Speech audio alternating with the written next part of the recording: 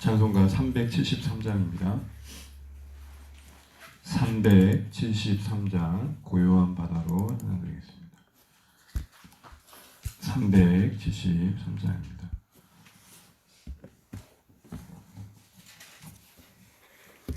373장 찬양드리겠습니다.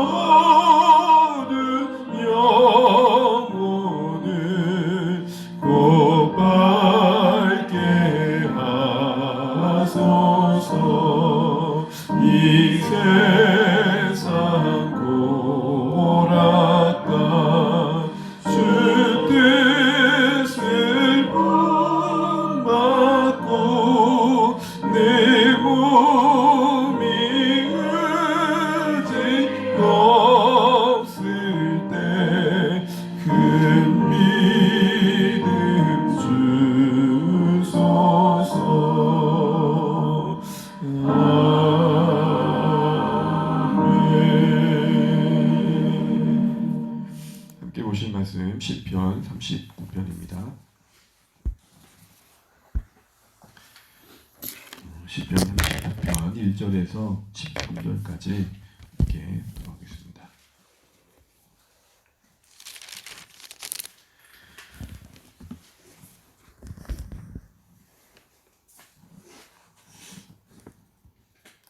(1절부터) 13절까지 함께 교독하시겠습니다. 제가 먼저 읽겠습니다. 내가 말하기를 나의 행위를 조심하여 내 혀로 범죄하지 아니하리니 악인이 내 앞에 있을 때에 내가 내 입에 재갈을 먹이리라 하였도다. 내가 잠잠하여 선한 말도 하지 아니하니 나의 근심이 더 심하도다. 내 마음이 내 속에서 뜨거워서 작은 소리로 읊조릴 때에 불이 붙으니 나의 혀로 말하기를 나의 정말 마음을 하니 언제까지 제하게 하사 내가 나의 연약함을 알게 하소서.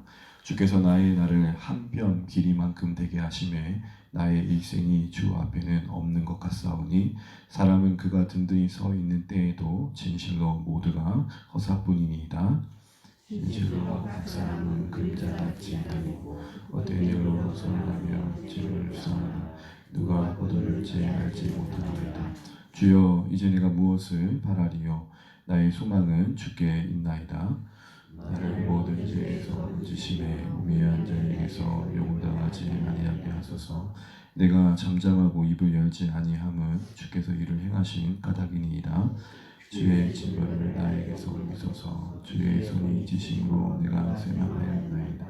주께서 죄악을 책망하사 사람을 징계하실 때에 그 영화를 종목은 같이 소멸하게 하시니 참으로 인생이란 모두 헛될 뿐이니이다. 여호와의 나의 기도를 들으시며 나의 부르심에 귀를 기울이소서. 내가 눈물 흘릴 때에 잠잠하지 마옵소서. 나는 주와 함께 있는 나그네이며 나의 모든 조상들처럼 떠나나이다. 읽겠습니다. 주는 나를 용서하사 내가 떠나옵서기 전에 나의 건강을 회복시키소서. 아멘. 네, 앞뒤 빈손을 주겠습니다. 하늘 복 많이 받으십시오. 기도하며 감사합니다. 네, 오늘 본문의 말씀을 가지고 또 기도하고자 합니다. 어제 이어서 오늘 39편은 다윗이 지금 참회 시로 하나님께 고백하는 내용들 우리가 보게 됩니다. 계속해서 이렇게 시편을 쭉 보다 보면 하나님께서 지금 다윗을 그의 현실 속에서 이렇게 다루어가고 계신다는 생각들을 하게 됩니다. 한때 한 나라의 왕이고 어떻게 보면 우리는 지금 입장에서 상상도 할 수 없는 부와 권세와 명예를 갖고 있었던 인생이었는데 그의 범죄함으로 인해서 이러한 일이 있기도 했지만 그의 아들이 쿠데타를 일으키고 쫓겨가기도 하고 참 인생 굴곡진 삶을 살죠. 그러면서 다윗이 그의 시편 고백 통해서 쭉 보게 되면 고생하는 것만큼 분명 하나님께 더 가까이 가게 되고 우리가 오늘 찬양했던 고요한 바도라 찬양처럼 그 인생의 고락간에 큰 믿음이 믿음 없는 그 의지가 하나님께를 향하고 그 믿음이 자라가는 것들을 보게 됩니다. 그런 의미에서 오늘 시편을 보게 되면 어제에 이어서 좀 볼 수 있는데요. 특별히 이제 먼저 시제를 먼저 보게 되면 시제가 이렇게 됩니다. 다윗의 시 인도자를 따라 여두둔 형식으로 부르는 노래.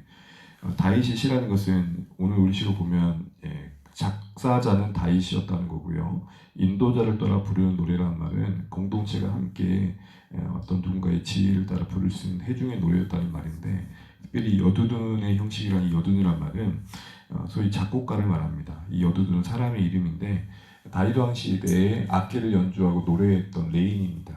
우리가 잘 알고 있는 아삽과 헤만과 함께 동료였던 자들인데 뒤에 보게 되면 62편과 77편에도 이 여두둔의 형식의 노래가 나와 있습니다.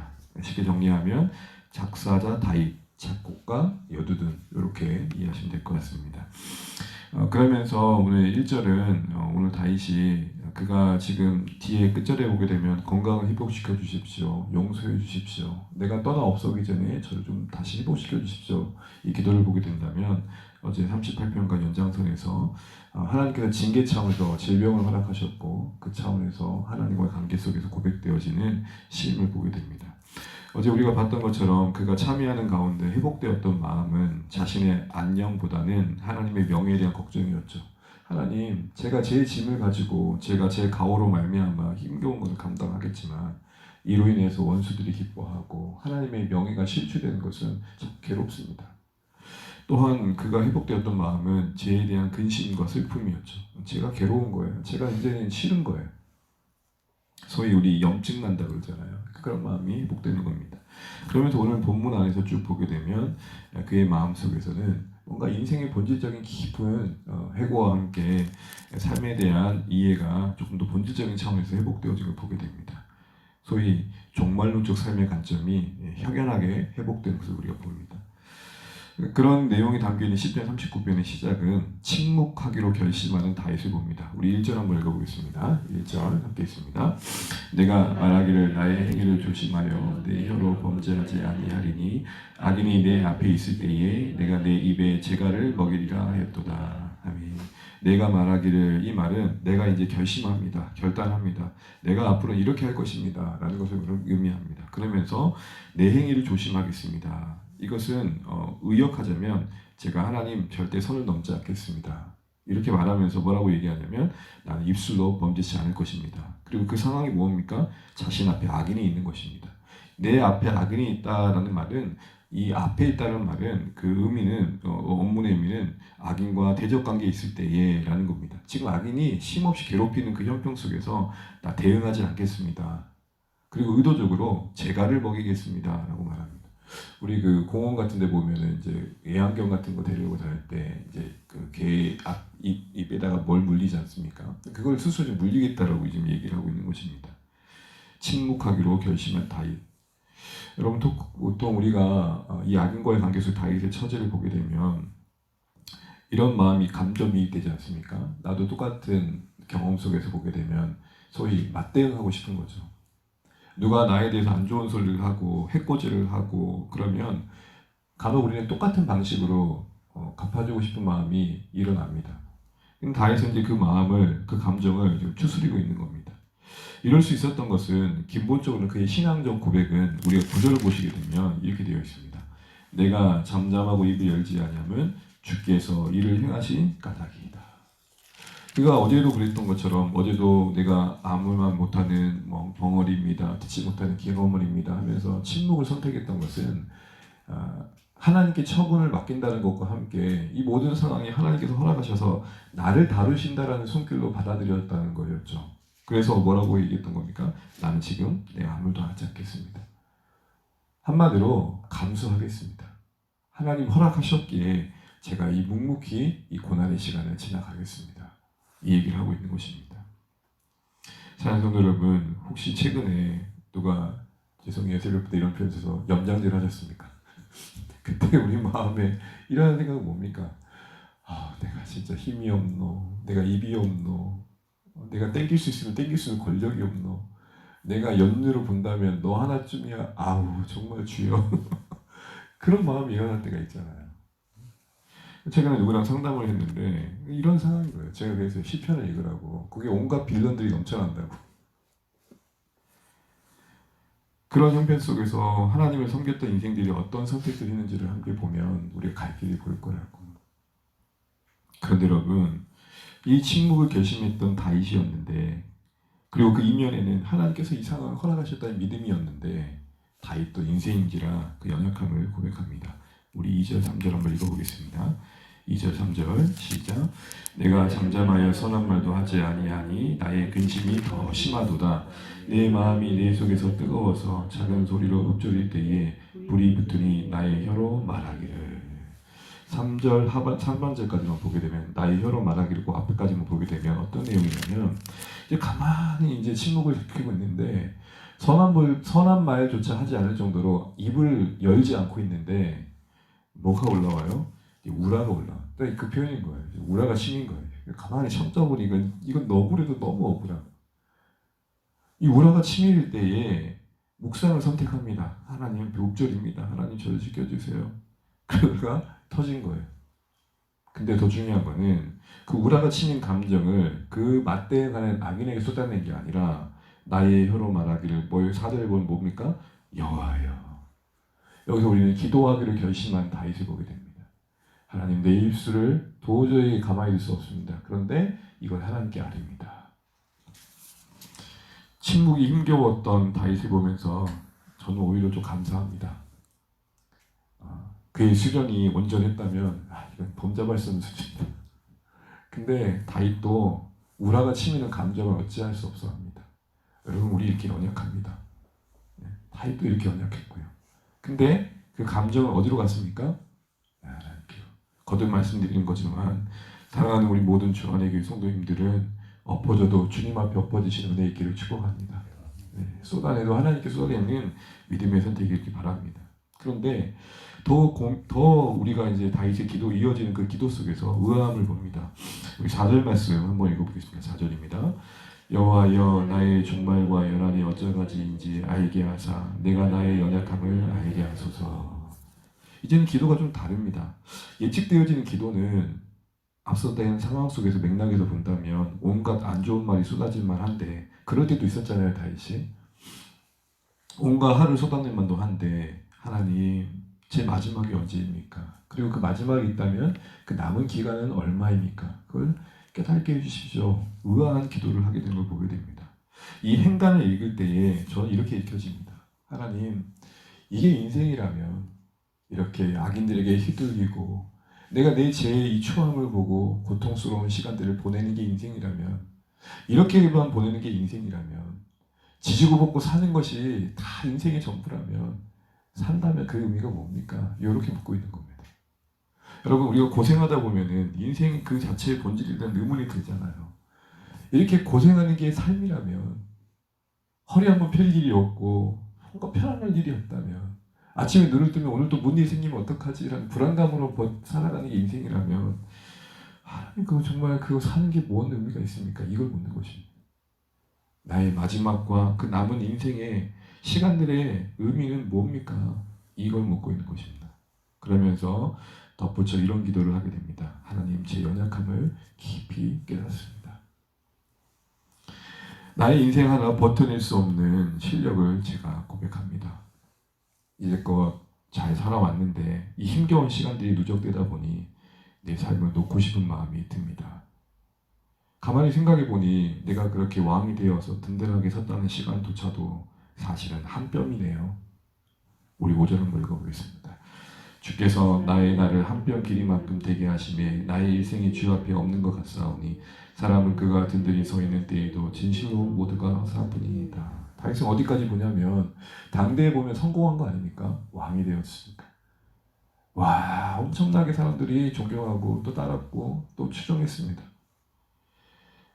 현실 세계에서만 본다면 영원할 것 같은 시간인데 하나님 앞에서 그 자신을 다시 한번 비춰보니 대단하다고 여기는 것조차도 마치 바벨탑같이 별 의미가 없는 것처럼 와닿더라는 것이죠. 사람들은 추앙하는 그것들이 하나님 앞에서 상대화되어져서 별 의미 없이 다윗에게 와닿습니다. 한편으로는 허무감이겠지만 한편으로는 현실의 본질을 깊이 제대로 보고 있는 것이죠. 여러분 혹시 묘비를 보게 되면 출생과 사망이 사이에 뭐가 있습니까? 하이픈이 있습니다. 10년을 살았든 20년을 살았든 100년을 살았든 그 한 여기 하이픈 아시죠? 마이너스. 그 길은 같습니다. 다윗이 그걸 본 거죠. 100년을 산들 영원하신 하나님의 시간 앞에 비춰보면 점 하나입니다. 이런 인생의 통찰이 아이러닉하게도 그의 범죄함과 그로 인한 넘어짐 또 악인의 더해지는 고통 속에서 만들어졌다는 게 인생의 역설입니다. 흔드는 만큼 잘하는 게 삶인 것 같습니다. 만든 만큼 성장해가는 게 우리의 인생이 아닌가 싶습니다. 이거 다윗의 고백 속에 보는 것이죠. 그러면서 셀라라는 말은 잠시 쉰다는 거거든요. 잠시 호흡을 가다듬더니 그런 관점으로 세상을 보니 원망과 불평보다는 허망함이 보입니다. 우리 6절, 7절, 6절 한번 읽어보겠습니다. 시작. 진실로 각 사람은 그림자같이 다니고 헛된 일로 손안하며 재물을 쌓으나 누가 거둘지 알지 못하나이다. 한마디로 이런 거죠. 뭐 저리 아둥바둥하고 사노. 원수들을 봐도 이제는 분노보다는 무슨 마음일까요? 처량한 마음이 드는 거예요. 굳이 그렇게까지 할 필요 없는데. 여러분 직장에서 누가 자신의 명성을 위해서 나의 실기를 빼앗고 그리고 의도적으로 뭔가를 조직해서 이렇게 자리를 이렇게 저 밑으로 보내고 그러면서 이익을 취하는 상사를 볼 때 얼마나 분노가 치밀입니까? 오늘 다윗의 인생관에 비춰보면 그거 뭐 지나가는 한날의 하루일 뿐인데 이런 관점으로 바라보지니 뭐 저리 그렇게 아둥바둥대노 이런 마음으로 바라봐줄 수 있었던 것입니다. 그러면서 이 절망은 이 허망함은 그걸로 끝나지 않습니다. 만약 그걸로만 끝났다면 성경에 기록되지도 않았을 거죠. 이 허무주의로 빠지지 않고 그 허망감은 7절에 더 분명한 소망인 하나님께로 나아가는 봅니다. 우리 7절 읽겠습니다. 시작. 주여 이제 내가 무엇을 바라리요 나의 소망은 주께 있나이다. 아멘. 주님 이제 내가 무엇을 보겠습니까? 이런 형편 속에서 분명한 건 소망은 이제 주님밖에 없습니다. 라고 고백하고 있는 다윗을 만나게 됩니다. 절망 속에서 소망이 더 깊어져 갑니다. 제일 깊은 마음을 지내는 동안 잃어버린 것만 있었던 것 같습니다. 건강도 잃었고 가까웠던 사람도 잃어버렸고 괴로움은 더해진 것 같은데 얻어진 거 하나는 분명합니다. 그렇기 때문에 주님이 더 주님 되셨습니다. 그렇기 때문에 더 주님이 더 바라봐지고 있습니다. 그렇기 때문에 짙은 어둠 자락에 하늘의 별이 더 빛나는 것처럼 주님이 더 분명하게 보입니다. 그런 가운데 그는 자신의 죄를 용서해달라는 기도를 이어갑니다. 우리 8절, 10절 읽어보겠습니다. 나를 모든 죄에서 건지심에 우매한 자에게서 욕을 당하지 아니하게 하소서. 10절 주의 정보를 나에게서 미소서 주의 툰이 시심으로 내가 쇠망하나이다. 이렇게 해서 용서를 구하며 회복을 구하고 있는 것을 보게 됩니다. 그런 중에 다시 한번 마무리 기도 속에서 그는 지금까지 고백했던 것들을 정리하듯 고백하는데요. 우리 11절 읽겠습니다. 주께서 죄악을 책망하사 사람을 징계하실 때에 그 영화를 종목같이 소멸하게 하시니 참으로 인생이란 모두 헛될 뿐입니다. 마치 우리는 시편 안에서 전도서를 보는 듯한 느낌을 갖습니다.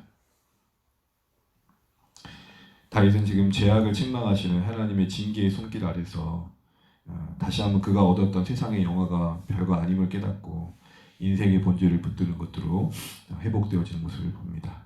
우리 12절 읽겠습니다. 여호와여 나의 기도를 들으시매 나의 부르짖음에 귀를 기울여서 내가 눈물 흘릴 때에 잠잠하지 마옵소서. 나는 주와 함께 있는 나그네이며 나의 모든 조상들처럼 떠도나이다. 아멘. 그는 하나님 앞에서 자신의 처지를 고백하면서 자신을 뭐에 빗대고냐면 하나님 저 나그네예요 라고 말합니다. 모든 조상들처럼 지금 떠도는 나그네입니다.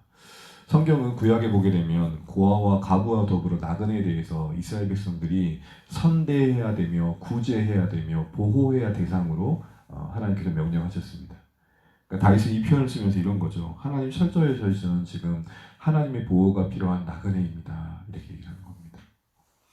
그 심령이 헤아려지는 것이죠. 여러분 우리가 기도할 때 이런 하나님 앞에서의 낮은 마음이 있으시면 좋겠습니다. 하나님 기도해야 된다는 행위를 채우는 게 아니라 하나님 저는 정말 철저히 하나님의 보호하심이 필요한 인생입니다.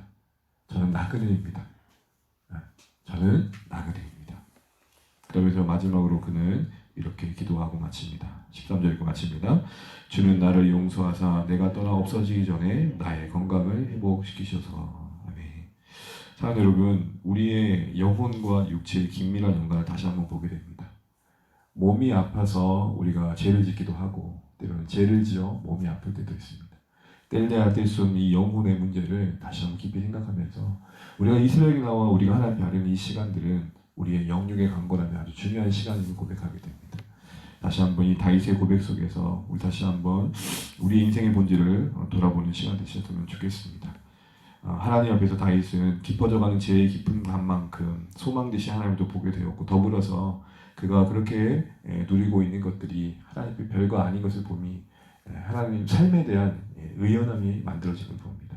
이런 다윗의 고백 속에서 우리도 소망 되신 주님을 더 바라보면서 오늘 하루도 그 소망 가운데 세상을 헤아리고 우리 인생을 붙들어 살아낼 수 있는 복된 하루 되시기를 주의 이름으로 축복합니다. 기도하겠습니다. 네, 기도합니다. 찬송가 484장입니다. 내 맘의 주여 소망 되소서 찬양드리겠습니다. 내 맘의 주여 소망 되소서 484장입니다.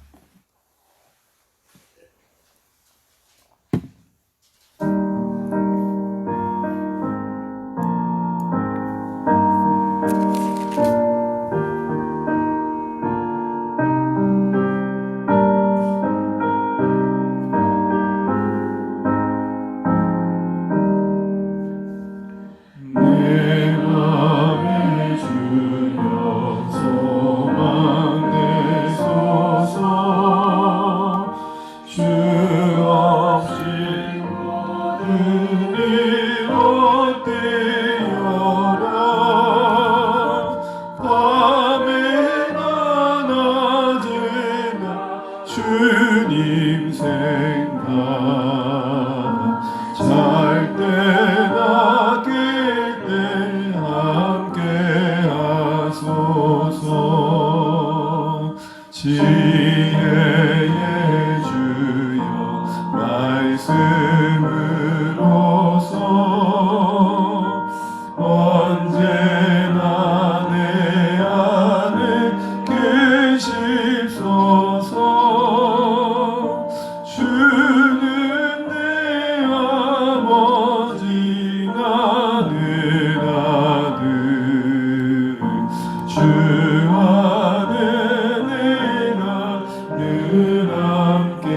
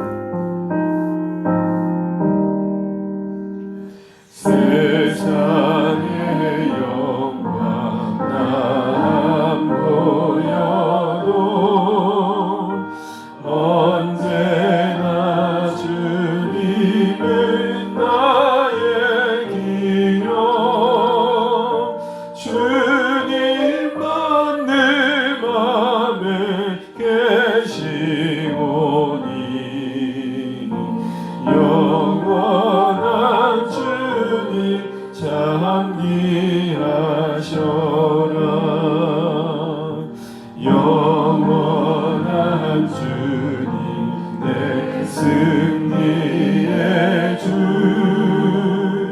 하늘의 기쁨을 주옵소서. 어떤 고난이 닥쳐와도 만유의 주여 소망되소서.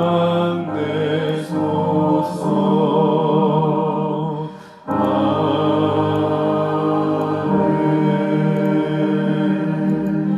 자, 그럼 이 시간 기도하면 좋겠습니다. 다윗이 인생의 마지막을 묵상하는 중에 그의 연한에 얼마 남지 않은 속에서 무엇보다도 하나님의 은혜를 바라보는 것들을 보게 됩니다.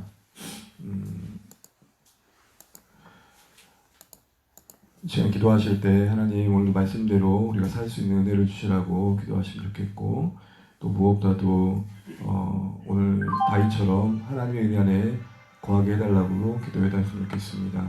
그리고 주 안의 가족들 우리 분들 기억하시면서 기도하면 좋겠고요. 그리고 무엇보다도 또 사랑하는 이들의 구원과 회복을 위해서 함께 기도하시길 바랍니다. 함께 기도하겠습니다. 하나님 아버지 은혜 감사합니다. 오늘도 여러 시간 주의 영광을 구할 수 있도록 인도하여 주시옵소서. 주의 성수들의 역사를 주시기를 간절히 바라고